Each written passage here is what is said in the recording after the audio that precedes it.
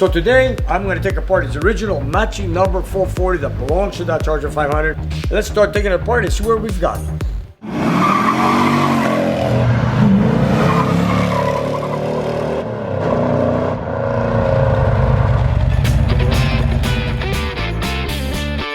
A few months back, Nick welcomed a very special project to his garage.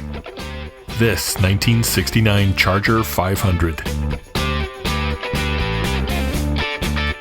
Eugene, the original owner, raced the car back in the day, then stored it for 45 years before honoring Nick with the job of a total restoration.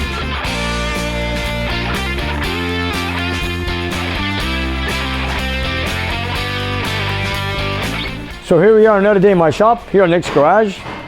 And you know, I've had the Dodge Charger 500 stripped and sent out for dipping. So while that is getting done, and it's probably happening as we are speaking, I've got the engine here that came out of that 500 Charger. So what I'm going to do is I'm going to dismantle it to see, to build it as a Kawasaki build, or maybe a little bit more horsepower than the Kawasaki. Depends on what Eugene wants to do. And he told me that he's built it up, he's had headers on it. Has he put a cam in or anything like that? I don't know. But he's got the original cast iron intake, cast iron heads. So my job is we're going to rebuild the whole engine, and of course we're going to do everything to put the car together because we're restoring the whole car. So today I'm going to take apart its original matching number 440 that belongs to that Charger 500, and this is what he's got in here. Dismantling is a big procedure. It's not a dirty job. For example, I've just taken out this fuel pump, and there was some fuel in it. Okay, now I know I'm going to smell like gas all day and all night. I'm sure of that. There it is. Look at that. Look at that.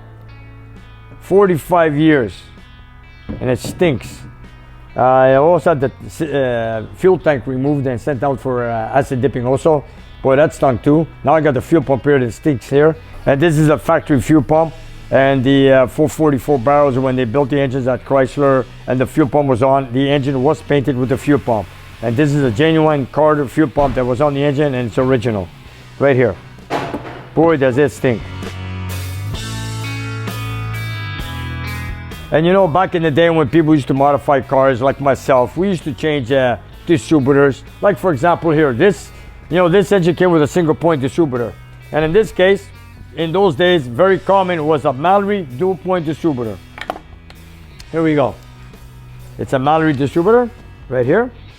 Okay, dual point. There's dual set of points. That was the days when you used to modify cars. And just before we've taken the engine of the car, it also had a set of headers. That's gone too. And at the same time, he had a Holley carburetor on it, because from the factory it came with an AVS carder, but he had a Holley carburetor. So Eugene had a Holley carburetor on it. He also had a set of aluminum valve covers that were not factory. But then again, in that era, that's what people were doing. Putting headers, putting dual point distributors like Mallory, Holley carburetors, aluminum valve covers, sometimes a cam, sometimes they'd jack up the car, put air shocks. They would put shackles, traction bars, things like that. But that was the time when I used to do those things myself back in the 70s. Now look at this carburetor. It's all nice and dry. It's pretty old. No way I'm going to restore this. I doubt it very much. Some people could, some can't, but doesn't really matter. That is not my concern. My concern is building that engine. And it is also a matching number motor. Has he changed the cam? I'm not so sure. Now, those days they had, Crane was available. Competition cams was available. Iskandarian, Lunati, I believe there was. So let's start taking it apart and see what we've got in it.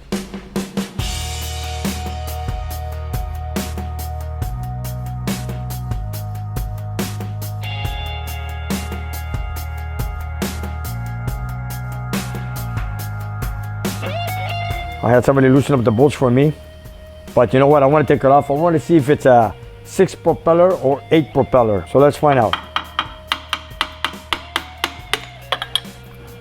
Oh, here we go. Look at that, eh? 8 propellers. Look at that. Look at the rust, eh? Look how corrosive it is. 45 years of storage. Now, was the antifreeze drained at that time? I don't think so, but this is what it causes. Very corrosive. Okay, now we'll take off the water pump housing. Actually, I'm going to take off the thermostat.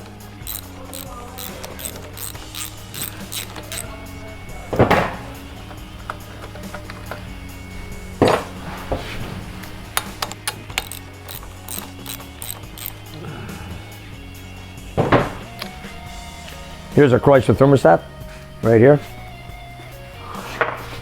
And this, usually, I think it was 180 degrees at that time. Here, let's find out.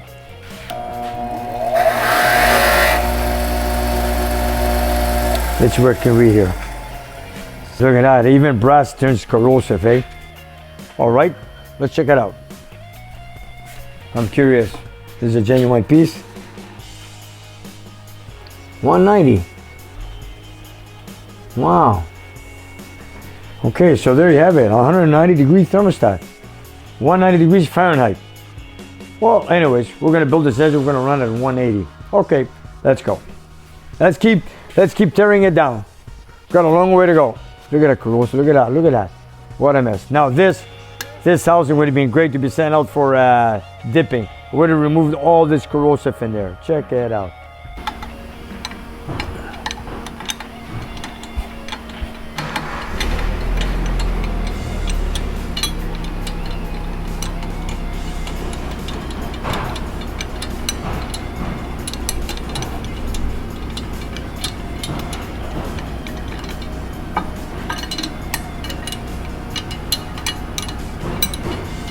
And a lot of you guys, you know, when there's a cap on top of the water pump housing, this is the correct plug right over here.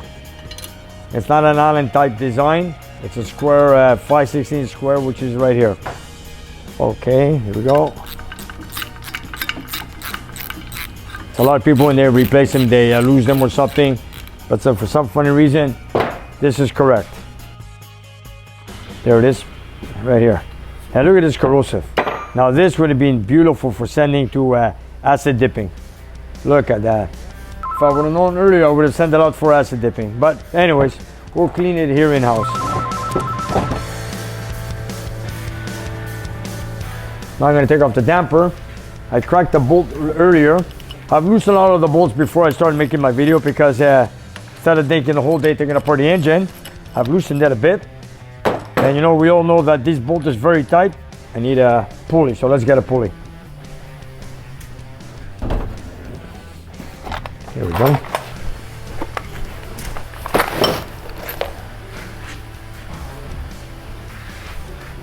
No, 5/16. And this harmonic balancer is a press-on tight, which is very tight, so we need a puller to pull it off, like I'm gonna do right now. You know, I've pulled apart so many 440s. Over so many years of my life, a lot of 440s. I know every bolt by heart now. I can guarantee you that. Torque specs, part numbers, whatever you wish. But then again, you know, when you do one after the other, it doesn't end. So it's all good. All right, let's get the magic keys here.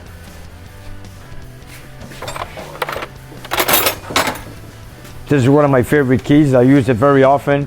It's a snap-on key. One end is a box 10 12 corner half-inch. The other side is 9/16 box 10 12 corner also. This is the key I use very often for many of my jobs. It's one of my favorite keys. It's got a good grip. It's long enough for enough leverage. So it's very, very unique tool. For a guy who works every day in a shop, this is the perfect tool. Okay, now let's loosen this here. I believe this is a 3/4. Okay, let's go.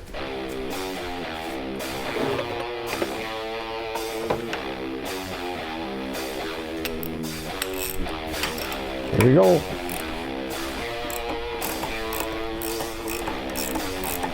I've loosened it before, but not enough.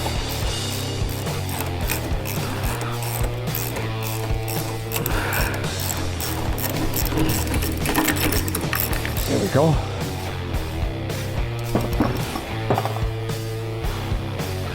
You can tell that this harmonic balancer has got no offset counterweights on it. So you know that this engine is internal balanced motor. Okay, let's go. And now I'm going to take off the intake manifold.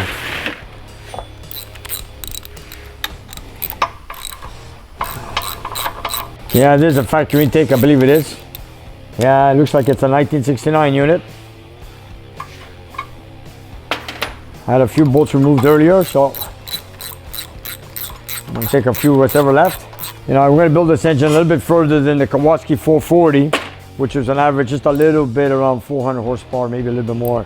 But Eugene wants a lot more than that, so how much more, I don't know. I told him when I tear down the engine and when the time comes to start building it, I'm going to contact him and then we're going to talk it over and see how far we're going to go with it. So in the meantime, we're just going to tear it down.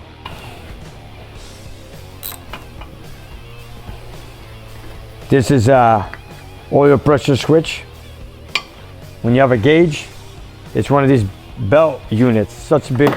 This is an oil pressure gauge. When you have a oil pressure gauge, it's right in the back of the block on a 440. Just like a 383, just like a 400, just like a Hemi. Same thing. Okay, and the intake manifold's made out of cast iron from the factory, like so. And it doesn't wheel. Oh, there you go. Check all that rust inside. Look at that. It sure needs good cleaning, doesn't it? I'm going to send it out for hot tanking. In the meantime, all right. That's our intake manifold. And I've taken out a few brackets, braces, because I had to send them out for acid dipping. That's where I done out on the engine. Like the Valvetrain, the two front and rear rails, I sent them out. The throttle linkage, the bracket in the front that holds the spring. Look at this, corroded away. Yeah, check this out. Usually it looks like this. Anyways, look at that. This is it's an original piece. It's corroded away, but it doesn't matter. We're gonna put all new. That's called a Valvetrain intake gasket. All right. And this is what comes from the factory. Flat tappet hydraulic cam. This is the way it comes from the factory. Now, did he replace the cam? I'm not sure. So let's take it out and find out. We're gonna start by removing the rocker assembly. Here we go. And you know, in this case, when you remove a shaft, you slack them. Let me get the dipstick out of the way.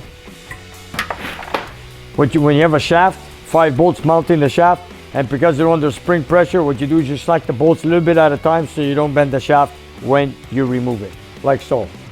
A little bit here, a little bit there, and so forth, like so. Then you go a little bit here and there, see, back and forth. You don't want to bend the shaft. You know, it's under spring pressure, depending on which valves are open and closed, or you know, on the cam lift. So here we go. We slacked that off. Now we'll take the bolts off. Okay. And I take it out as one unit. And these are factory rockers, stamped steel, 1.5 ratio. I guess the last time I touched this motor was probably Eugene in here. And there you have it. See that? There's rockers left, rockers right. So you can't mix them up.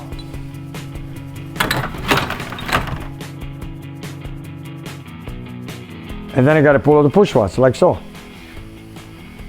Someone's been into the engine. You can see that some of the paint is on the push rods. So somebody did a paint job on it. Here you go. You see that? Okay, this push rods are that. All right. Okay, there you go. So there you have it. Now we're going to do the other side.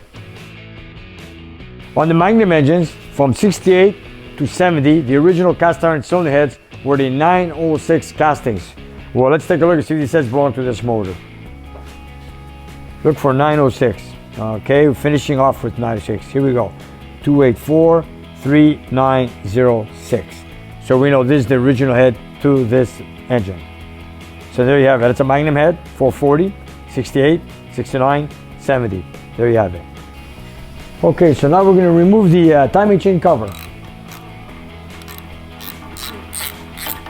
It should be, if it has an original timing chain, it should be a nylon gear, if I remember correctly. That's what came from the factory. Now, what did Eugene did? I don't know. Let's find out. If it did take it off, I don't know.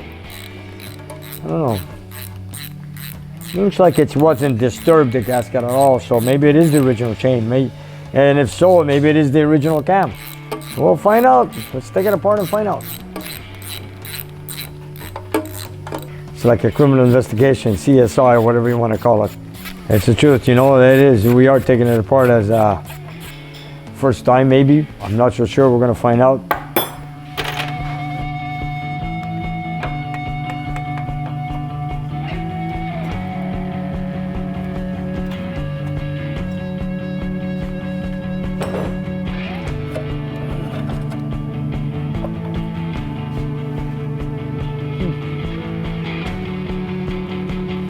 I don't think that's a factory chain. Let's open it up. Usually the timing chains were nylon gear. From what I see here, it's not a nylon gear. It looks like it's been replaced. It's not a double roller, that's for sure. So you know what? It's missing the slinger too. Let me get a key and knock that off.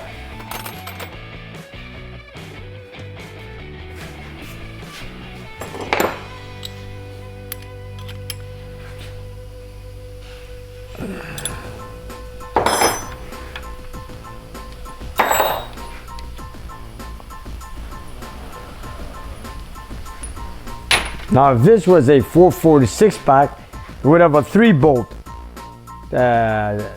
camshaft. But since it's a 4-barrel Magnum, it's got only a single bolt on the cam with the timing chain. Now, if that was a 446 pack, it would be a double roller chain with 3 bolts right here. Since we're not using this chain, I'm going to use a pry bar and rip it off. This is not the correct way to remove a timing chain, but it doesn't matter because I'm scrapping this chain. Now, if it was a chain that I'm going to reuse, I have to be very careful that I don't put any stress on the chain. But since we're going to scrap it, I'm just going to rip it off in any way I can.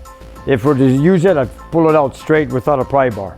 But in this case, I'm not using this chain. I'm going to just take it off any way I want.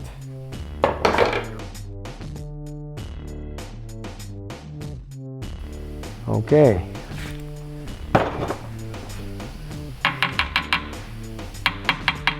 That's funny. That usually comes out. Okay, let's take off the other side rocker shaft.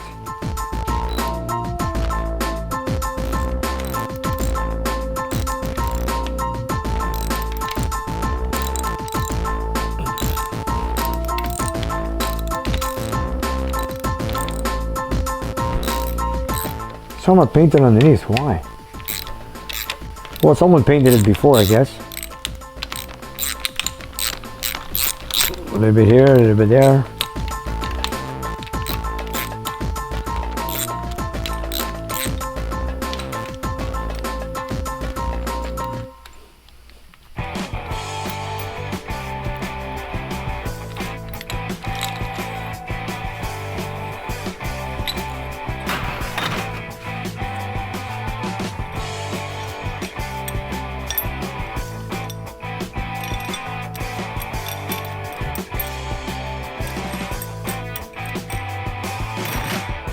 Okay, next, I'm going to remove all the valve lifters all in order. So what I do in this case, sometimes you take an old box of lifters, you mark front, in case you want to reuse the cam, and it's already broken in with the lifters because it's a flat top of cam. So when you ever want to reuse that same cam, you put them in the same order. So for that case, I'll write down driver's side, passenger side, forward, front. You do this, and you take over the lifters all over the magnet. So if the cam's in good shape, you could also reuse it sometimes. After all, if it is an original factory cam, which I believe it is, it's a 440 Magnum factory cam. Got a little magnet here. I'm going to try to pull them out. Wow, look at that. They come out nice and easy. Beautiful. Oh. Okay, here we go. Oh, look how nice they come out. This is something. Look at that. Sometimes they're pretty tight. I guess they were well lubricated. This is what you call a flat tappet cam when it's flat. That has no wheel. If it has a wheel, it's a roller cam. When it's a flat tappet, it's a flat surface, like so. And in this case, it's a hydraulic flat tappet.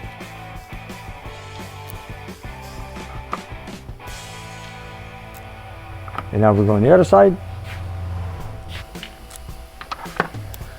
Could be a good cam in there, I don't know. Let's find out. I know back in the day, Eugene used to be hard water. So, let's see. Okay, and they all came out beautiful. All right, so we got the lifters out. They're all in order. I'm going to take out the oil pump drive.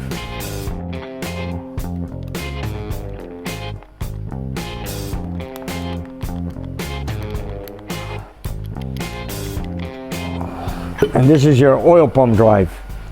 that drives the distributor and the oil pump off the camshaft. Here it is, another piece. Okay, next let's pull out the cam. Here we go. Now the moment I was waiting for is I want to see if Eugene's has replaced this cam. So now that we got all the lifters out, the oil pump drive, well, let's take a look. There's usually an aftermarket camshaft has a number in the back. And there's no way you can see it unless you take it out.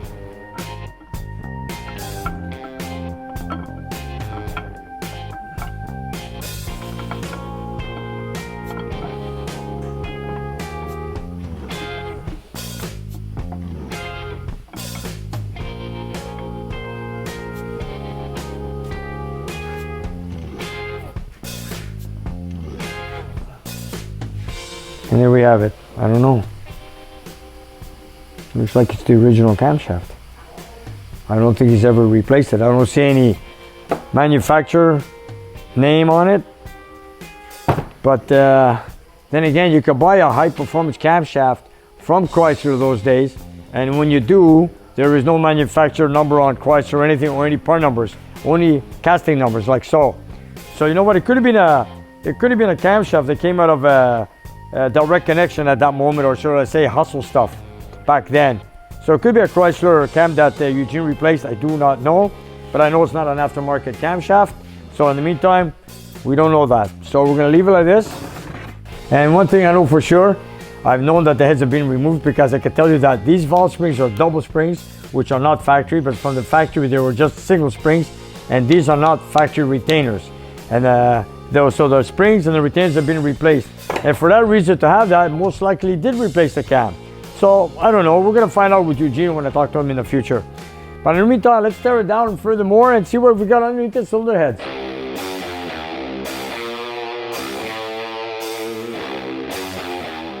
And I wanted to show you a factory Chrysler retainer 440. This is exactly what it looks like. It's flat surface, nothing compared to this one here on the cylinder head. There you go. So you know these valve retainers have been replaced, and so is the valve spring. You know, I don't use power tools very often, but it's been a long day for me today, and since it's only dismantling, I'm going to use a power impact so I can remove 17 bolts from each cylinder head. I got to get used to this. The comforts of life sometimes, eh? Look at that. This is cordless, battery operated. Not bad. You don't even need a power extension or an air hose. Oh, I can remember those days. I removed the cylinder heads on my first 383. I was using a breaker bar in the cold winter months with an unheated garage. Boy, those days were torturous. Now we got comfort. We got a heated garage. We got gloves, don't get our hands dirty. And on top of that, we have power tools. And then again, to share all my experience here, my knowledge with all the viewers on YouTube, like yourself. And, you know, I like to share it. You know, I like to show people what I do, what I've done in my life. You know, like a lot of people like this. This is old school. Not too many me around nowadays. I mean, I'm a dying breed, I should say. And I like to show people like the new people that come on board, the new youngsters like Devin, Vasily. I train them all. This is old school. I was showing them that these old engines are different. They're totally different. They're much heavier. Mostly everything's cast iron, big heavy bolts. They make power, brutal power, but the thing is, it's nothing like with the electronic age, aluminum heads, plastic gaskets, nothing like that. So I teach them how to work with carburetors, 6-packs, dual quads, compression ratio, fuel injection, not really. They do that on their own. I don't play with that too often. I play a lot of times with carburetors. And you know, I've shown them how to do the inside and outside to bring up compression ratios with forged pistons, cast pistons, heavy duty rods, H-beams, I-beams, all these things. Everything to do with building a muscle engine. But there's not much to it, but you know, every day I teach them something new. And they learn, they like to listen, which I'm very happy for. And that's what I like to do for the rest of the world. All you youngsters to come aboard and join us here with these old cars and live with them, enjoy them like we did, I've done for many, many years. And it is nice when I see someone young enjoys the same passion I have with these cars. So for the reason I'm showing everybody all this, because I want to pass it on to all you youngsters and continue with the muscle cars forever. And you know what? I grew up with these cars. They were just cars. They were daily drivers, daily driven, grocery getters. And that's the cars they were, daily drivers for families, for youngsters, for everybody. But nowadays they're very collectible. They are unique pieces, unique cars. They're very rare and very desirable. So it's a different world today with these old cars. Not like it was in the past, they were a dime a dozen. Today they're rare, so let's take care of them. For some reason,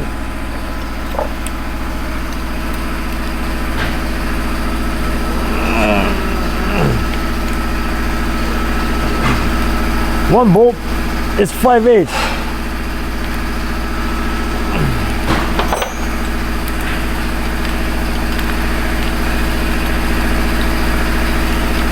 For some reason, one bolt is a 5/8 head instead of 11/16. I wonder why.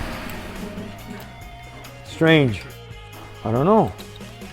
But when I put it together, I'm going to put them all to be 11/16s the way they came from the factory. Now, why does he have this bolt 5/8? I don't know. Let's see. Now this is a Chrysler. This is a Chrysler bolt. I know that is for sure with the letter H on it. And this, I don't know what bolt this is. Doesn't belong to this engine. Look, it's a 11/16 set versus 5/8. And look at the length. Totally different. My opinion, that this is a small block Chevy head bolt, which we're not going to reuse again. There you go. So, no good. So we're gonna find two more bolts for you, two wherever. I think I saw another one on this side. Well, here's one more. Strange. Why would there be two Chevy bolts on this? You never know what you're gonna find. Then again, you know, it's an old car. It's been around for so many years.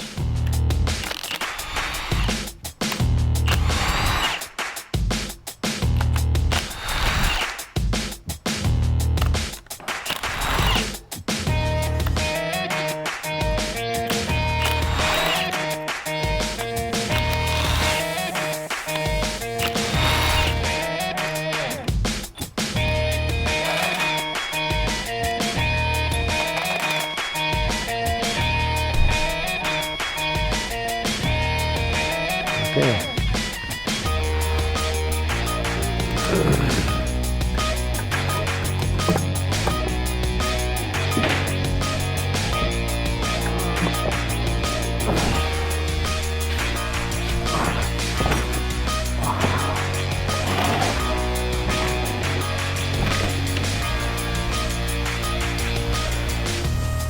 Oh, this one's full of rust, eh?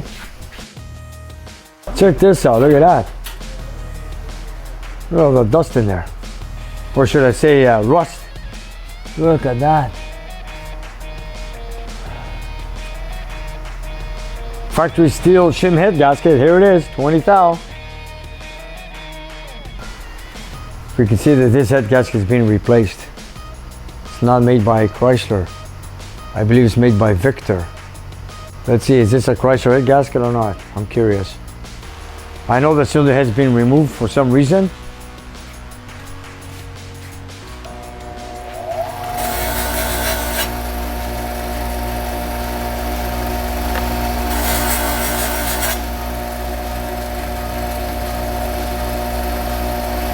Wow, you know I'm right. It's not a Chrysler head gasket.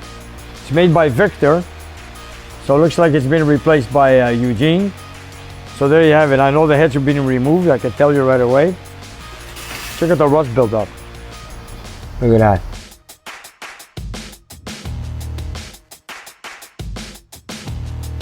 But I love the rust in the cylinder. Check it out. And these look like factory pistons. I'm gonna get my vernier. We're gonna measure the bore. Just take a look fast. I'm just gonna vernier.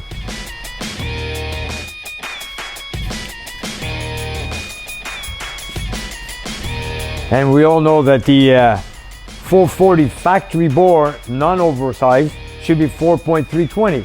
So let's take a look.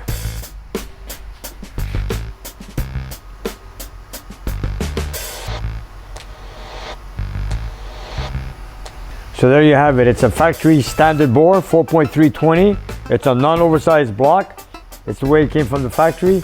And I believe you use the same pistons. If he ever is taking the pistons out, I do not know. But I did hear at one time that maybe he had replaced the connector rods. The 6-pack rods did not come with this engine from what I know. Eugene told me that he goes, if he remembers correctly, he has 6-pack rods in there. So we're gonna remove the oil pan and find out.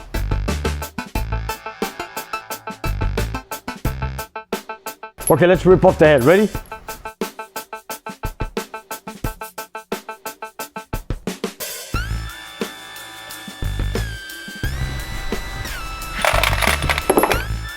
Let's put this over here for now with the rest of the cylinder heads.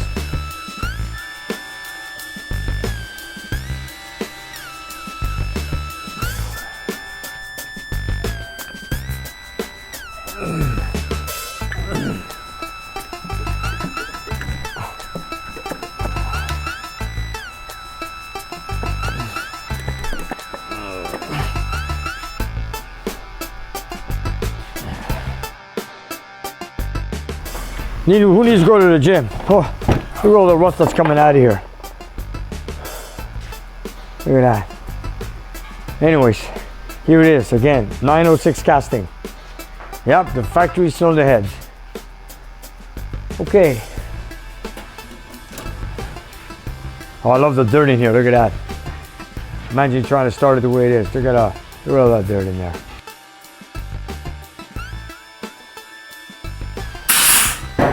There you have it. We have factory heads, but it's gotten some modifications done on it. So, besides that, it's a standard board, it's a matching motor. The only thing left to do is to remove the oil pan and take a look at the connector rods. Okay, let's loosen it up and turn it over. He said that he's changed the connector rods. There should be 6-pack rods in there. I'm not so sure, but you know what? We're gonna find out. The oil pan is cracked loose, but we haven't taken it off, so let's take it off and let's take a look. Look at that, come and see this. Come and see all this dirt. Check this out. It's all gonna fall. It's the first time the motor's gonna go upside down. Here it goes. You know what? I better put a tray underneath. Oh, here it is.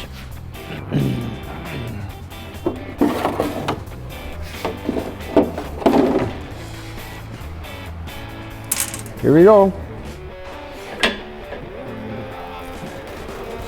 Ooh.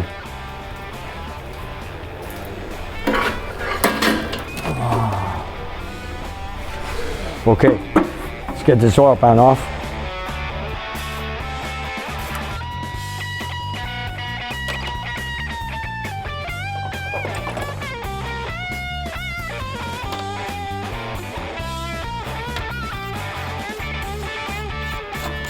Oh, look at the oil coming out of here. Jesus. What a mess. Look at this. Wow, check out all the dirt and grime. Wow, look at that. Wow. Talk about sludge. No, you don't want to put your finger in there, let me tell you. Okay, let me clean up the mess here. Let me get some rags, throw in there. Check out the strainer. Wow, wee man. There's a window strain. It gives a little bit of horsepower at high RPM. Yeah. Oh, Jesus.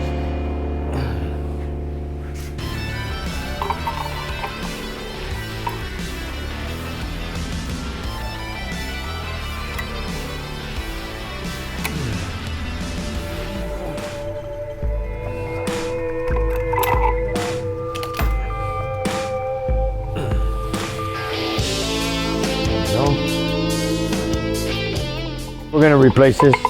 I always say you can't clean out these strainers very well. So what we're going to do is we're going to replace it. Okay. And now let's put the bolt back on the crank. Turn it over. And it's supposed to have 6-pack rods, eh? Well, let's find out. They look like factory Chrysler pistons in there. Now, did Eugene replace them? I'm not so sure. One way to find out, let's take a look inside.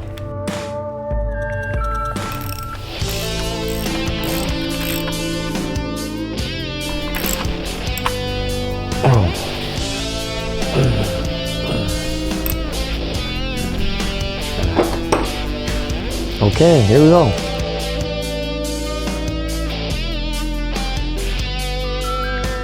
I want to see if he's got the 6-pack rods in there. You know one way to find out? Let's remove a piston. Let's be sure. Okay, so let me take that out. I'll line it up.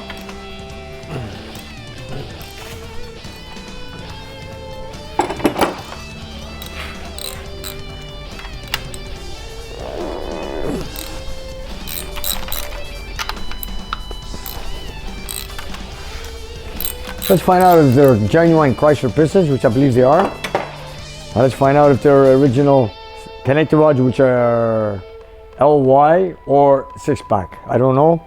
I cannot tell, but just to be sure, let's have them removed and find out.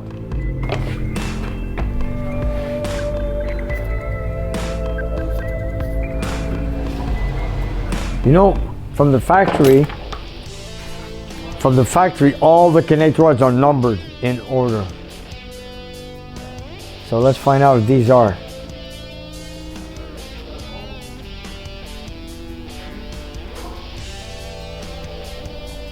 For example, like this. See? Here it is. When you, before you take apart an engine, Chrysler always mark their connector rods from 1 to 8, like so. Here's number 2, which is the second connector rod. And here's number 1. That's factory. This is all factory. And that's how Chrysler number the connector rods when they assemble the engines. 1, 2, 3, 4, and so forth. So it looks like they're all there. They're numbered. Let's see. Number 3 is there. 1, 2 is there. 3 is there. 4 is there. 5, 6, 7, 7, 8, 8. So all rods are numbered in order. So we know that's correct. So let's take out a rod and piston and see what we've got. Here we go. Here's a connector rod bearing. Wow.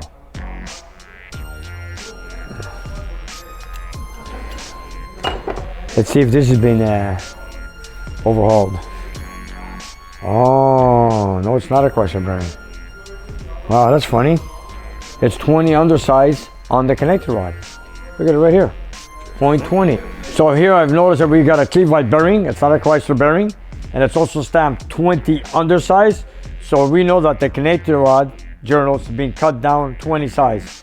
So that we know that the engine has been removed and worked upon.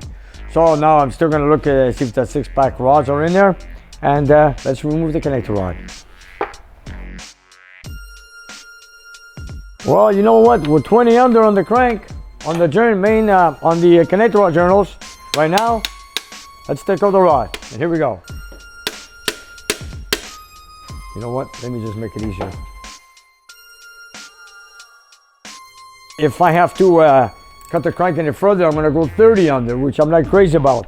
But anyways, I'm gonna maybe, you know, if it's clean at 20 thou, we'll stay at 20, just clean it and polish it, that's all. But if we have to cut under, either we metalize it, fill it in, bring it back to standard journal size, or we're gonna have to go 30 under. Or if it's clean enough, we just polish it and leave it at 20. Here we go.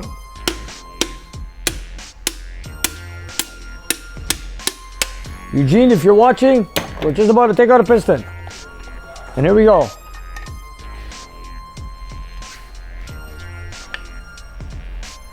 No, they are not 6-pack rods. They are the LY connecting rods. They're cast pistons, cast rods. This is the rods that came with the motor, which is factory for 69. If this was a 70, like my U-Code Challenger, it would be a 6-pack rod. But since it's a 69, they don't have the 6-pack rods. This is the correct rod for the engine with a cast piston. And there it is. You have the holes drilled on the side for the wrist pin lubrication. This is also factory. And this is a factory cast aluminum piston flat top right here. And the notch here means forward towards the front of the engine. And there you have it. Standard bore, 20 under on the connector rod journal. So let's take off a main cap and see if that's a standard bearing or undersize. Here we go. And we always put back the cap in the same manner. Here we go. So I think we're going to replace the connect rods for sure on this motor.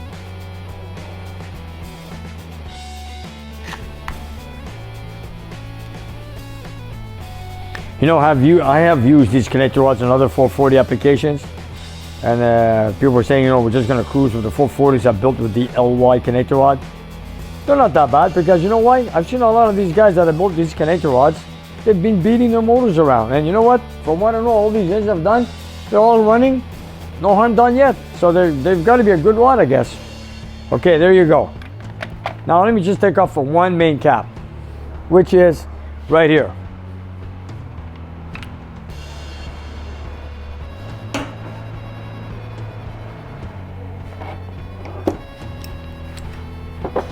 So now this is the last piece I'm going to take off for now. The main cap. Just want to see if it's been cut undersize. Oh, you know what? Let me use the power tool here. Let's get some luxury in life. Okay, here we go.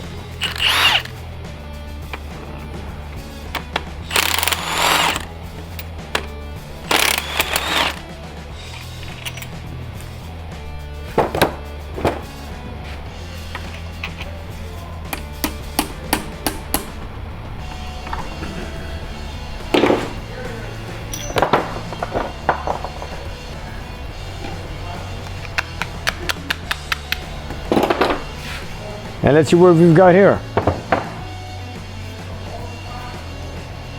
This is the main bearing, which is also the center bearing, and this one is the thrust bearing, which takes the in play of the crankshaft. This is the center bearing on the main cap, and the size of this is 10 undersize. So the crank is being cut 10 on the main journals and 20 on the connector rod journals. So there you have it. So this engine has been rebuilt at one time in its life. That was back in the, I believe it was in the 70s era. Anyways, it doesn't matter. 45 years later, we got it here now. Our job is to take it apart, give it more beef, make it much stronger, and put the engine together with the power, throw on the dyno, see what we can do, and then put it in the car. After it's fully restored, it's going to take a lot of nuts and bolts, chrome, trimming, cleaning, sandblasting, dipping, whatever you want to call it, scrubbing, clean all of the pieces. I've got my mezzanine up there with all the parts sitting on the side for the Charger 500 when it comes back. Then we've got a lot of work up ahead. So in the meantime, there we have it. We've got the engine, we know what it is right now, and it's start to re-overhaul it. You know, I've worked on a lot of engines that I've opened up to pure, never been opened up. Some have, like this one here, you know, it's been opened up once, back in the 70s, I believe, that Eugene, when he used to race the car, boot it, and whatever. And from what I see, as I tore it down, whoever's ever built this engine did a great job. It's very clean. Nothing went broken, nothing's out of place. So you know what, I can't say it's a bad motor, it's very good. And back in those days in the 70s and 80s when you wanted to take apart a typical V8, you don't need as many tools like you need today on any car. All you need is a few wrenches, a few sockets, a simple screwdriver, and a scraper, and then you have it. You have the whole engine torn down. Nothing very special. Not like today's cars, you need all different wrenches, torques, whatever, Allen wrenches, whatever. And these are simple motors, even though it was GM, Ford, or Chrysler, all the same. Very simple engines, very simple tools, and not much in technology that you need to put them together again. No high tech, very simple. That's why in those days, anybody in the backyard as a true hard rodder would just take apart any V8, GM, Ford, or Chrysler, and then take it apart and read a simple book how to put it together with the right specifications and measurements, and it's all done. So this is what it is, you guys, building your own engines. Like I tell a lot of people, you can build them. Some people don't have the time. Some people say they want me to do it. And I try to show people that it's very easy things to do. Just do the numbers correct, and there's nothing wrong with that. So we're gonna start tearing it on, removing the crank and all other pieces. We're gonna go 30 over. We're gonna tune it to today's technology, build it up. I don't know if we're gonna go with the same cast iron cylinder heads or not. It all depends on what kind of power we're looking for. So you know what, you guys, stay tuned on our channel, and you'll see further updates what's gonna happen with this engine for the Charger 569 that belongs to Eugene. And there you have it, from Nick's Garage. And you guys, if you look down below the video, we have a whole bunch of merchandise that you guys can buy. So whatever you like, buy it, love it, wear it, and enjoy it. And help spread the word of Nick's Garage. And if you have some time, check out our Patreon page. We have extra content and you guys can watch it and take it from there. And we'll see you next time.